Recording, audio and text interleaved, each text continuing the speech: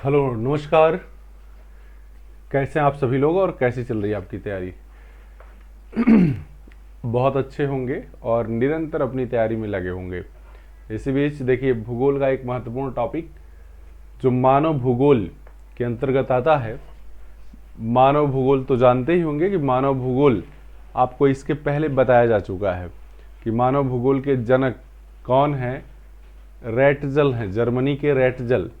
ठीक है, उन्होंने एंथ्रोपो जोग्राफी नामक पुस्तक मानव भूगोल से संबंधित लिखी थी। तो उसी मानव भूगोल से संबंधित बहुत सारे और टॉपिक हैं जिससे आपके एग्जाम में प्रश्न बनते हैं। तो आइए बहुत देर ना करते हुए, क्योंकि आपका एग्जाम धीरे धीरे घड़ी सरक रही है। ठीक है, बहुत सारे यूट्यूबर बहुत तरह की अफवाह फैला रहे हैं कि एग्जाम डे टल जाएगी, एग्जाम जुलाई में जाएगा। इस सारी अफवाहों को ध्यान में मत दिखिए। कुछ लोगों का काम ही है अफवाह फैलाकर अपने व्यूज को बढ़ाना।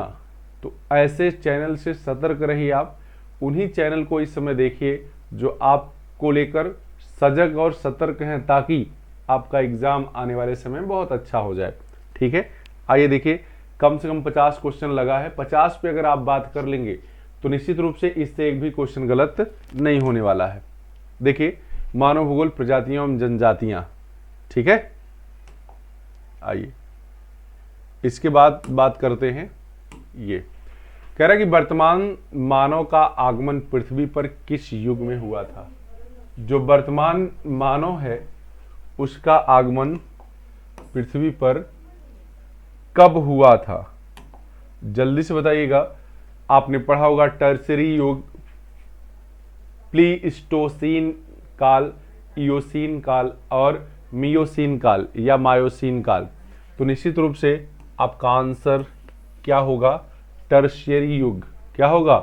टर्शियरी युग। जल्दी से जल्दी भागते हैं और आपका रिवाइज करवा देते हैं पूरा चैप्टर ये। ठीक है, आगे कह रहा आदिम जनजातियां निम्न में से किस प्रदेश के मूल निवासियों को कहते हैं? आदिम जनजातियां,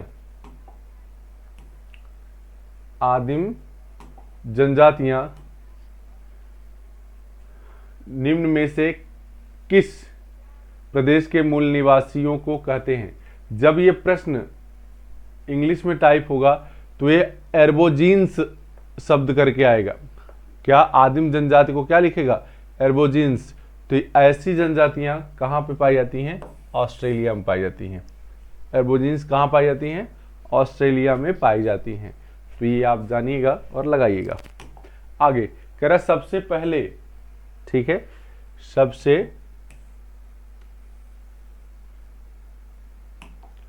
पहले कौन सी प्रजाति उत्पन्न हुई थी? सबसे पहले कौन सी प्रजाति उत्पन्न हुई थी? जब मैं एग्जाम दे रहा था तो मेरे में भी ये क्वेश्चन आया हुआ था। ठीक है, सबसे पहले कौन सी प्रजाति उत्पन्न हुई थी? ऑस्ट्रेलाइड, मंगोलाइड, नीग्रो या नीग्रीटो। नीब्रीटो लिख दिए हैं, ये ग्रीटो होना चाहिए। ठीक है, नीग्रीटो। तो जल्दी से जवाब दीजिए। अच्छा क्वेश्चन है, बहुत ही अच्छा क्वेश्चन है, जल्दी बताइएगा। तो ये देखिएगा, ये इसका आंसर होगा नीग्रीटो। नीग्रीटो। ठीक है, ये आगे देखिए, अगला क्वेश्चन है। हाँ, टाइपराइटर महोदय हमारे थोड़ा नए हैं, इसलिए वो ज़्यादा ऊपर टाइप कर दीजिए। कल से उनसे कह दीजिएगा प्रश्न को क्या करिए, थोड़ा सा और नीचे पेज पर लीजिए। कह रहा है कि मंगोलाइड्स प्रजातियों की उत्पत्ति का क्षेत्र माना जाता है। मंगोलाइड किस क्षेत्र में उत्पन्न होते हैं या उत्पन्न हुई हैं? मध्य यूरोप, मध्य एशिया, मध्य अफ्रीका या मध्य ऑस्ट्रेलिया? जल्दी से दिमाग लगाइएगा और सही आंसर का चयन करिए। कहां पे? मध्य यूरोप, मध्य एशिया, मध्य अफ्रीका या मध्य ऑस्ट्रेलिया? तो निश्चित रूप से अगर आप पढ़े हैं तो लगाएंगे क्या?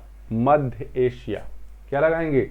मध्य एशिया। और आपका 100% सही हो जाएगा जवाब। सोने का टाइम नहीं है, जागते रहो। ठीक है, देखिए अभी रिजल्ट भी आया है।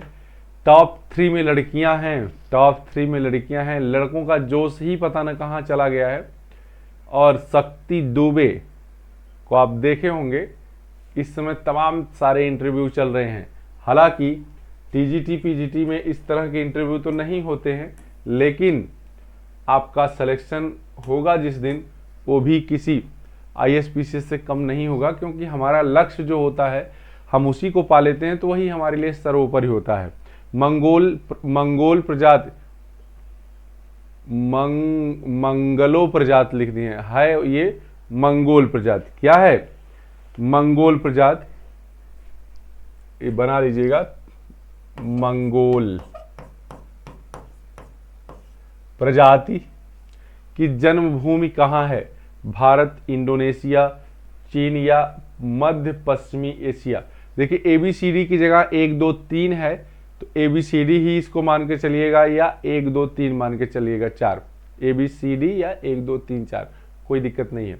ठीक है, मंगोल प्रजाति की जन्मभूमि कहाँ है? जल्दी बताइएगा। हाँ, तो आप जानते हैं मंगोल प्रजाति की भूमि न भारत में है, न इंडोनेशिया में है, न चीन में। कहाँ? मध्य एवं पश्चिमी एशिया में है। मध्य एवं पश्चिमी मंगोलिया। ध्यान दीजिए आप, कह रहा है कि निम्नांकित में से किस समूह से एस्किमो संबंधित है? एस्किमो किस समूह से संबंधित है?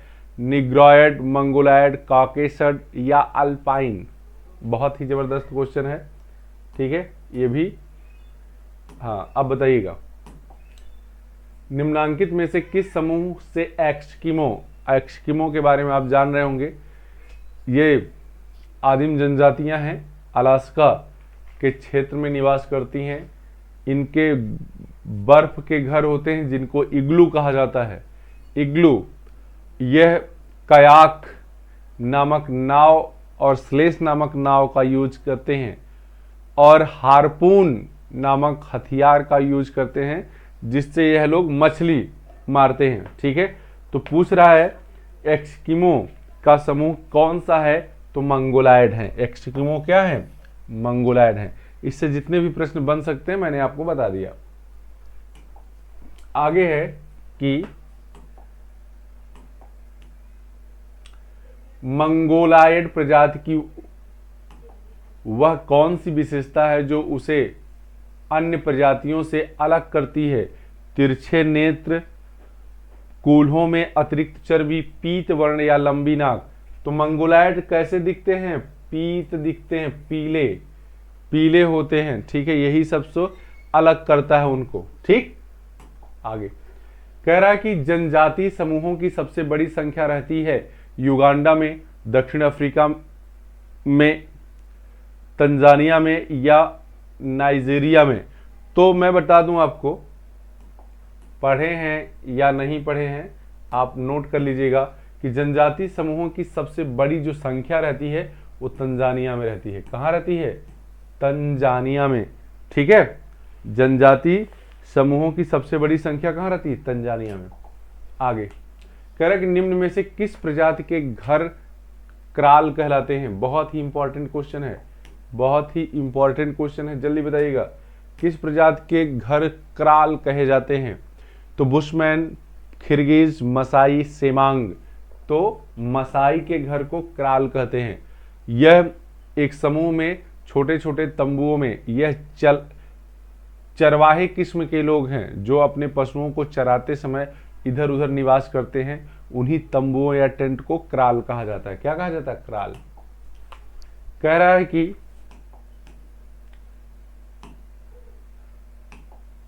निम्न में से कौन सा युग्म सुमेलित नहीं है? कौन सा युग्म सुमेलित नहीं है? सेमांग मलेशिया में सुमेलित है। ठीक है, खिरगिज मध्य यूरोप में, ये भी सुमेलित है। ठीक है, मसाई पूर्वी अफ्रीका, यही सुमेलित नहीं है। मसाई पूर्वी अफ्रीका में नहीं पाए जाते हैं। जल्दी से देखिएगा।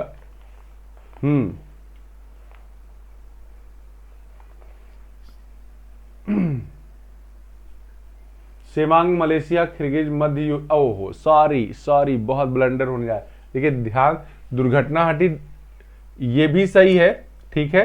मसाई पूर्वी अफ्रीका ये भी सही, पिग्मी काला ये नहीं सही है, ठीक है। खिरगिज मध्य यूरोप में नहीं पाए जाते हैं, ये मध्य एशिया में पाए जाते हैं, मध्य एशिया में पाए जाते हैं, तो करेक्ट कर लीजिएगा। एशिया और यूरोप चूंकि सटा हुआ है इसलिए इस तरह की दिक्कतें आती हैं कभी कभी।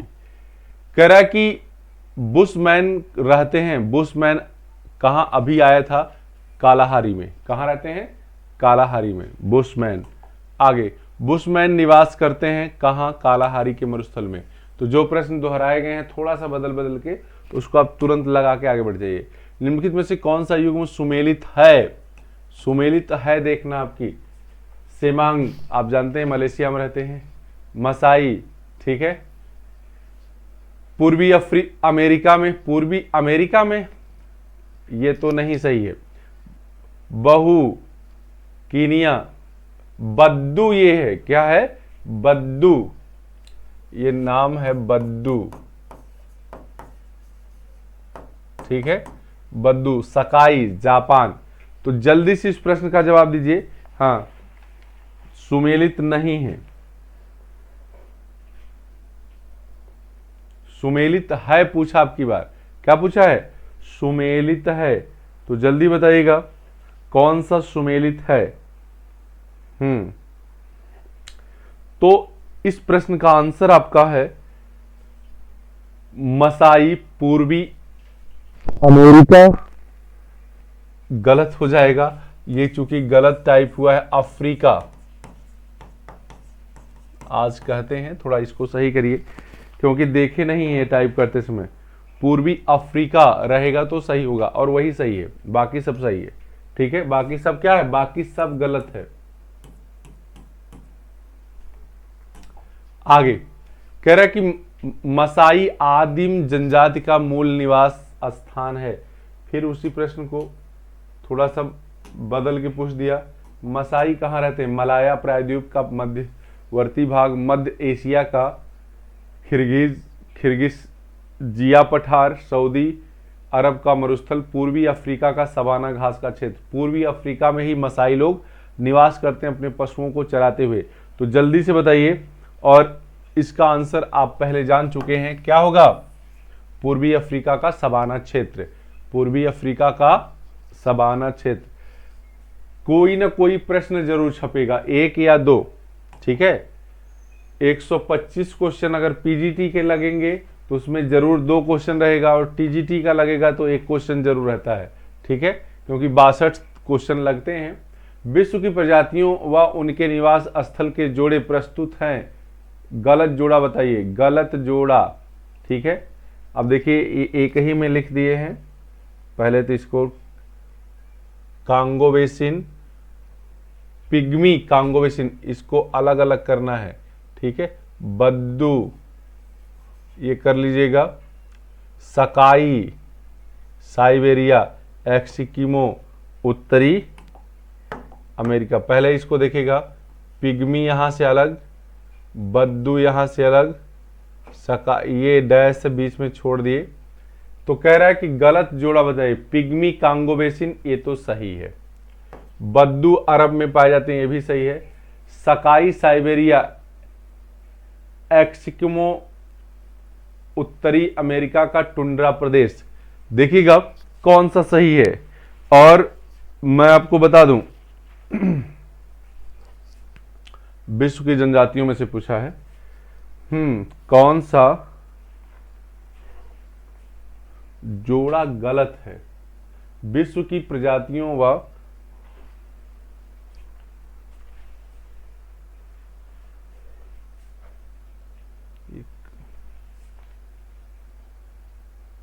गलत जोड़ा, देखिएगा शाखा का एस्किमो उत्तरी अमेरिका का टुंड्रा प्रदेश, उत्तरी अमेरिका का टुंड्रा प्रदेश, एस्किमो। एस्किमो अलास्का में पाए जाते हैं, अलास्का में पाए जाते हैं। अब देखिए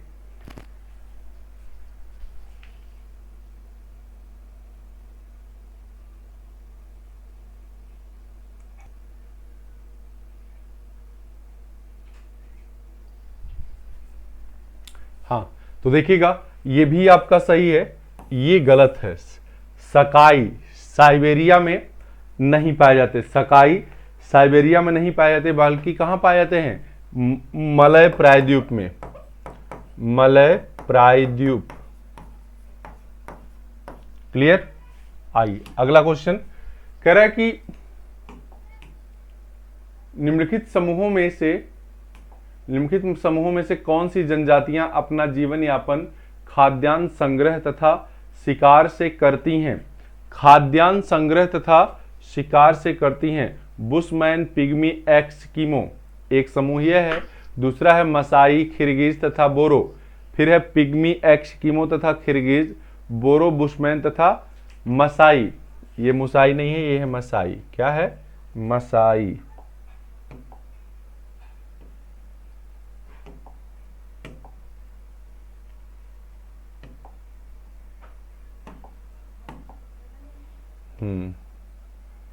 ये मसाई लिखा हुआ है। आप जल्दी से जवाब दीजिएगा कि कौन सा समूह है। तो देखिए, ये जो पहला समूह है एस्किमो, बुशमैन, पिग्मी, ये सब क्या हैं? जीवन यापन करने के लिए खाद्यान्न संग्रह करते हैं। ठीक है, खाद्यान्न संग्रह। जो एस्किमो है ये व्हेल मछली, व्हेल को पकड़ते हैं और उन्हीं की चर्बी जलाते हैं अपने यहाँ गर्म रखने के लिए, और उन्हीं की चर्बी को खाते भी हैं। कह रहा है कि थोड़ा सा नीचे कर लीजिए। देखिएगा, कह रहा निम्नलिखित में से कौन सा युग्म सुमेलित नहीं है? जाकुन, बोनटोक, खमेर, मोन। ठीक है, जल्दी से देखिए, ये जनजाति नई टाइप की आपको लगेगी। जाकुन, बोनटोक, खमेर और मेन। अब ये एक भी जनजातियां आपने नहीं पढ़ा होगा, मैंने भी पहली बार सुना है। ठीक है, इसका आंसर जान लीजिए। केवल अंदाजिया जिस समय आया था ये प्रश्न उस समय लगा होगा, जिसका भी है। ठीक है ना जी? तो इसका जान लीजिए, मोन जो है इंडोनेशिया में नहीं पाए जाते, ये थाईलैंड में पाए जाते हैं। ये गलत है। ये कहां पाए जाते हैं? थाईलैंड। ऐसा प्रश्न आ जाए तो किसी का भी गलत हो जाएगा, बाकी सभी सही हैं। जाकुन मलेशिया। ठीक है, निम्नलिखित में से कौन सा युग्म सुमेलित नहीं है?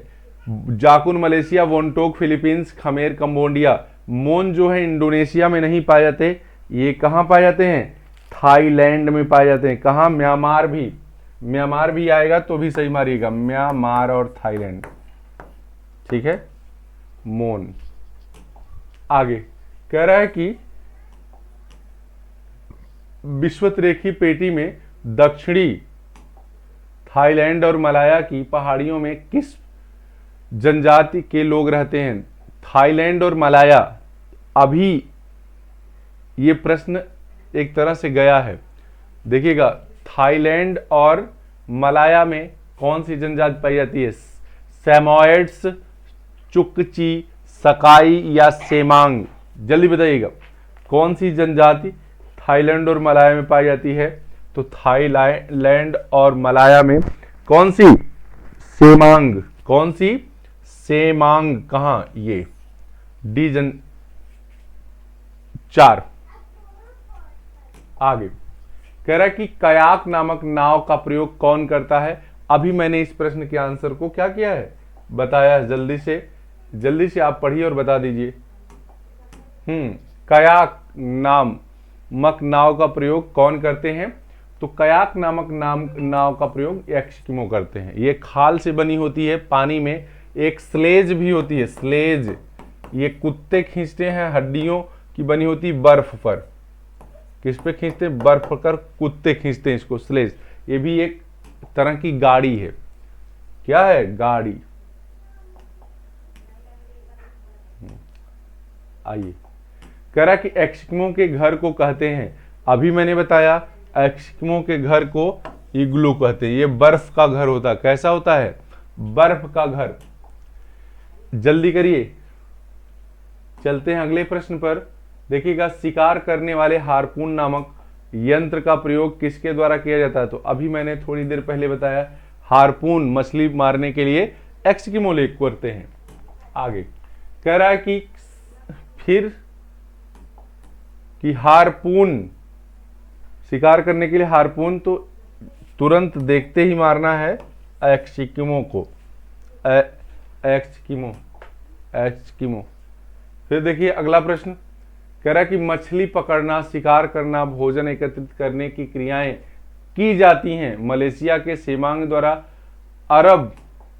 अरेबिया के बद्दू द्वारा, बद्दू, ठीक है, पूर्वी अफ्रीका के मसाई द्वारा, मध्य एशिया के किर्गिज द्वारा।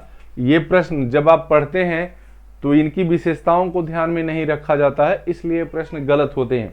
ठीक है, तो जल्दी से बताइएगा, प्रश्न अच्छा है। इस प्रश्न का जवाब क्या है? मलेशिया के सेमांग, अरब के बद्दू, पूर्वी अफ्रीका के मसाई, मध्य एशिया के किर्गिज।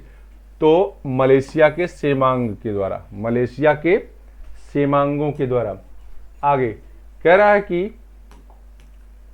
एंग्लो अमेरिका के अंतर्गत आने वाले देशों में निम्न में से कौन सी मुख्य भाषाएं बोली जाती हैं? एंग्लो अमेरिका के अंतर्गत आने वाले देशों में निम्न में से कौन सी भाषा बोली जाती है?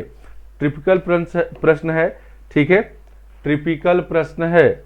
ये पूछा गया पीजीटी 2011 में, पीजीटी 2011 में। तो देखिएगा, अंग्रेजी वहां की मुख्य भाषा है, तो अंग्रेजी तो सब में है। अंग्रेजी क्या है? सब में है। एंग्लो अमेरिका, फ्रेंच, पुर्तगाली, ठीक है। इस प्रश्न का जवाब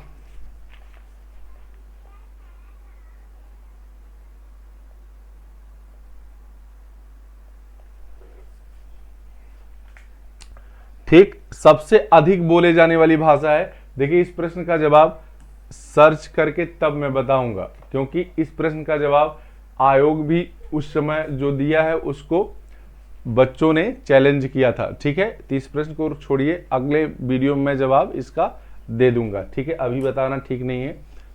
आगे है चैप्टर जनसंख्या एवं नगरीकरण, जनसंख्या एवं नगरीकरण। इससे जितने भी प्रश्न रखे गए हैं उसको देखिए कौन कौन से प्रश्न रखे गए हैं। कह रहा है कि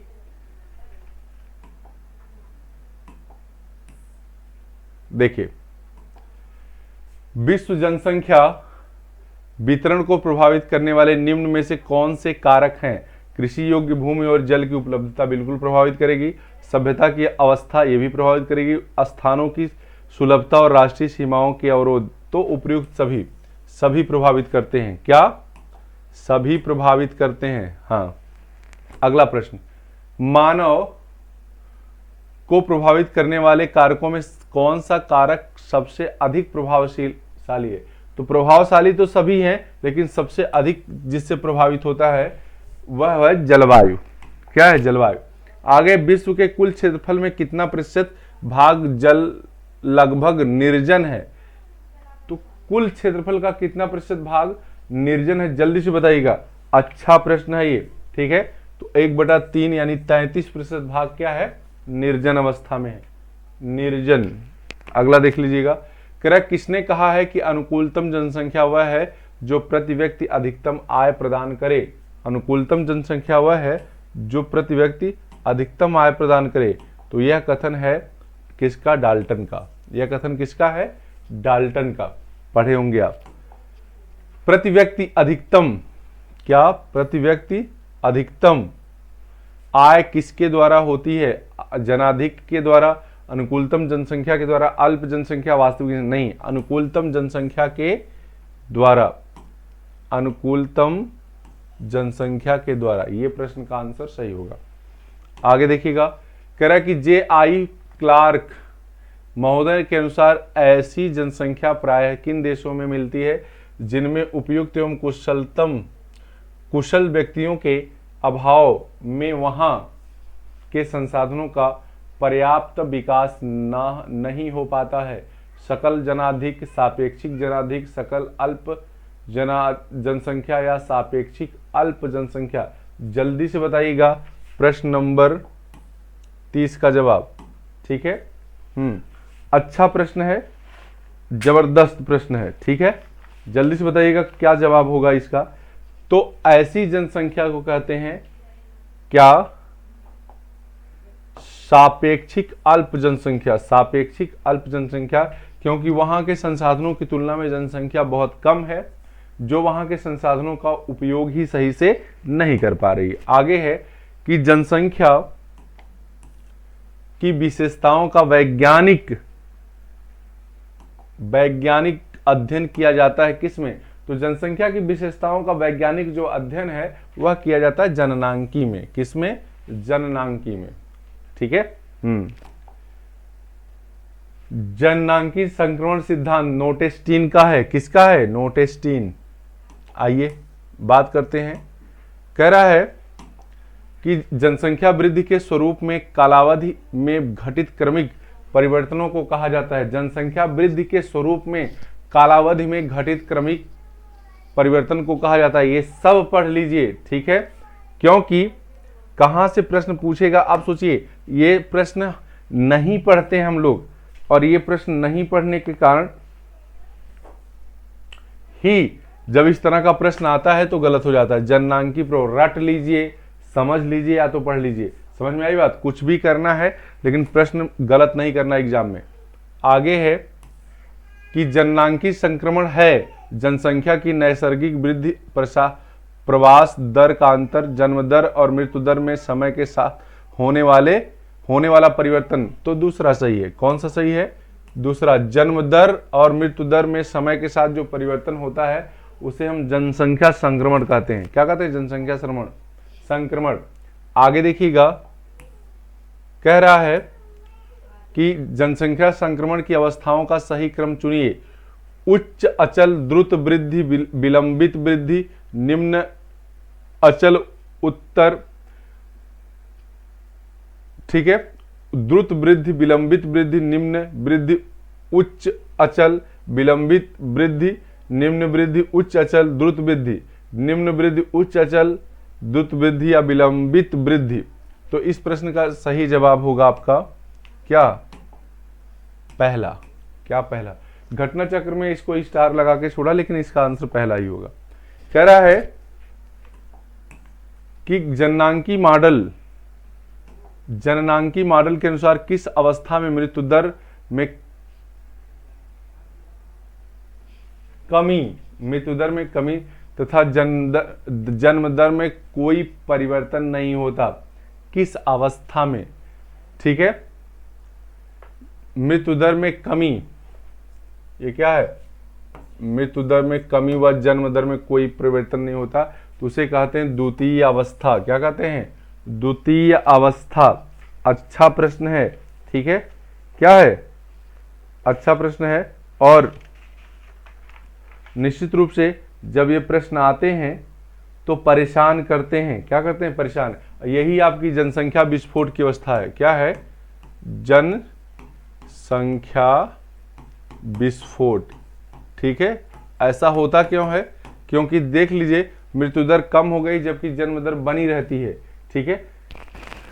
भारत अब तो तीसरी अवस्था में पहुंच गया। भारत किस में पहुंच गया है? तीसरी अवस्था में। कह रहा जनसंख्या विस्फोट संबंधित है, भारत में दोनों घटने लगा है। जनसंख्या विस्फोट संबंधित है उच्च जन्म दर और निम्न मृत्यु दर से। उच्च जन्म दर और उच्च मृत्यु दर से नहीं, पहला ही सही है। उच्च जन्म दर हो और मृत्यु निम्न दर से हो तो उसे जनसंख्या विस्फोट की स्थिति आ जाएगी। मानव विकास सूचकांक के संदर्भ में प्रथम स्थान पर कौन सा देश है? अब देखिए, ये तो करंट का प्रश्न है, लगा दिए हैं। ठीक, ये प्रश्न क्या है? करंट का है। जिस समय का प्रश्न है उस वर्तमान समय का देख लीजिएगा। अभी इस समय तो मुझे ध्यान में नहीं आ रहा है, कल मैं इस नया वाला आपको लिखवा देता हूं। ठीक है, कल नया वाला लिखवा देता हूं, अभी ध्यान में नहीं आ रहा। ठीक, गलत बताने से अच्छा है कि सही बताया जाए। आगे देखिए, कह रहा है कि निम्नलिखित महाद्वीपों में से किस एक में जनसंख्या वृद्धि की दर न्यूनतम है? फिलहाल आप देख लीजिएगा, क्योंकि वो प्रश्न बना है तो कभी भी बन सकता है। ठीक है, निम्नलिखित महाद्वीपों में से किस एक में जनसंख्या वृद्धि दर न्यूनतम है? उत्तरी अमेरिका, दक्षिणी अमेरिका, ऑस्ट्रेलिया और यूरोप। ठीक है, जल्दी बताइएगा। प्रश्न नंबर 38 का जवाब क्या है?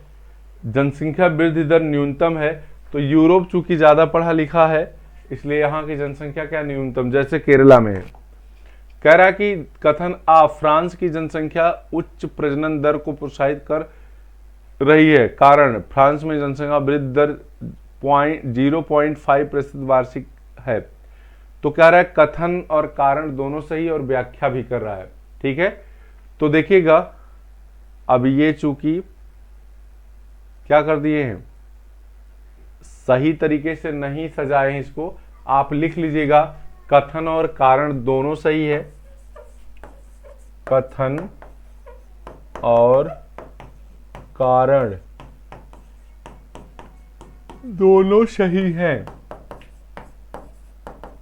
तथा व्याख्या भी कर रहे हैं, तथा व्याख्या भी कर रहे हैं। ठीक है,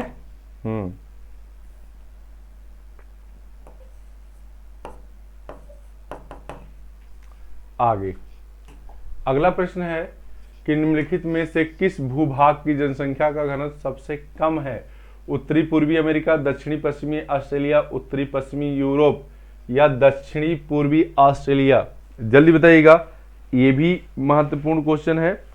निम्नलिखित में से किस भूभाग की जनसंख्या का घनत्व सबसे कम है?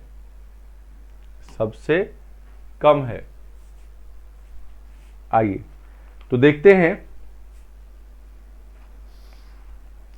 इस प्रश्न का जवाब क्या होगा। इस प्रश्न का जवाब होगा बी या दो, दक्षिणी पश्चिमी ऑस्ट्रेलिया। दक्षिणी पश्चिमी ऑस्ट्रेलिया का घनत्व तो सबसे कम है। आगे है कि छोटे द्वीपों एवं एकाकी, छोटे द्वीपों एवं एकाकी नगर राष्ट्रों को छोड़कर विश्व में सर्वाधिक जनसंख्या घनत्व वाला देश कौन सा है? तो विश्व में सर्वाधिक जनसंख्या घनत्व वाला देश कौन सा है? बांग्लादेश। विश्व की लगभग कितनी प्रतिशत जनसंख्या एशिया में निवास करती है? तो ये कितनी? 60% जनसंख्या एशिया में निवास करती है। कितनी? 60%। प्रश्न को थोड़ा सा नीचे कर लीजिए। आइए आगे की बात, विश्व में कितने देशों की जनसंख्या 10 करोड़ से अधिक है?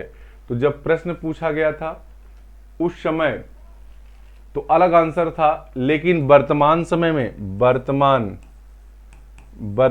समय में इसका आंसर होगा 12। क्या होगा? 12। ठीक, आइए कह रहा है कि निम्नलिखित में से कौन सा कुल जनसंख्या एवं कृषि क्षेत्र का अनुपात है? कुल जनसंख्या और कृषि क्षेत्र का जब अनुपात पूछे तो आप जान लीजिएगा ये कायिक घनत्व पूछ रहा है। क्या पूछ रहा है? कायिक घनत्व। आगे कह रहा है कि प्रति इकाई कृषिगत भूमि के संदर्भ में व्यक्त जनसंख्या को कहा जाता है। ये भी क्या है? कायिक घनत्व है। क्या है? कायिक घनत्व। अगला प्रश्न, विश्व में जनसंख्या की दृष्टि से भारत का चीन के पश्चात द्वितीय स्थान है। तृतीय स्थान पर कौन है? तो तृतीय स्थान पर संयुक्त राज्य अमेरिका है। ठीक है, कौन है? संयुक्त राज्य अमेरिका। आगे देखिएगा, कह रहा है कि चीन में विश्व की कुल जनसंख्या का कितने प्रतिशत भाग निवास करता है? तो ये जब प्रश्न था तब तो कुछ और इसका आंसर हुआ करता था। ठीक है, लेकिन वर्तमान समय में 17.2 है। ये कितना है? 17.2। जबकि भारत की बात अगर करें 2011 में ही तो 17.5 था। क्या था? 17.5। इस आधार पर वर्तमान में भारत की जनसंख्या सबसे आगे निकल गई है, लेकिन अभी जनगणना ही नहीं हो रही है, इसलिए आप चीन को ही मानिएगा। क्या? चीन को। जब तक जनगणना नहीं हो जाती तब तक आंकड़े को सही नहीं माना जाता है। आगे कि नगरीय जनसंख्या की आश्चर्यजनक वृद्धि के कारण 2005 तक विश्व की कुल जनसंख्या का कितने प्रतिशत से अधिक नगरीय जनसंख्या हो जाने की संभावना है? ठीक है, कितने प्रतिशत जनसंख्या की नगरीकृत जनसंख्या हो जाने की संभावना है? जल्दी बताइएगा। ये भी चूंकि प्रश्न कैसा है? ये भी प्रश्न कैसा है, तो ये प्रश्न आपका करंट से संबंधित है। कैसे करंट से संबंधित है, देखिए 60% तब था, वर्तमान समय में 66 से ऊपर हो गया, 66% से ऊपर। ठीक है, ये ध्यान दीजिएगा। आगे कह रहा है कि दक्षिण एशिया के निम्नलिखित, खतरनाक प्रश्न है भाई, पढ़ लीजिएगा 1 से 2 बार, सब याद हो जाएंगे। दक्षिण एशिया के निम्नलिखित देशों में से किस एक के अधिकतम नगरीकरण है। अधिकतम नगरीकरण की बात अगर करें तो इस भारत के पार पाकिस्तान है दक्षिण एशिया में, चूंकि इसमें भारत है नहीं इसलिए पाकिस्तान सही होगा। क्या सही होगा, पाकिस्तान। आगे कह रहा है गरीय गांव प्रायः पाए जाते हैं।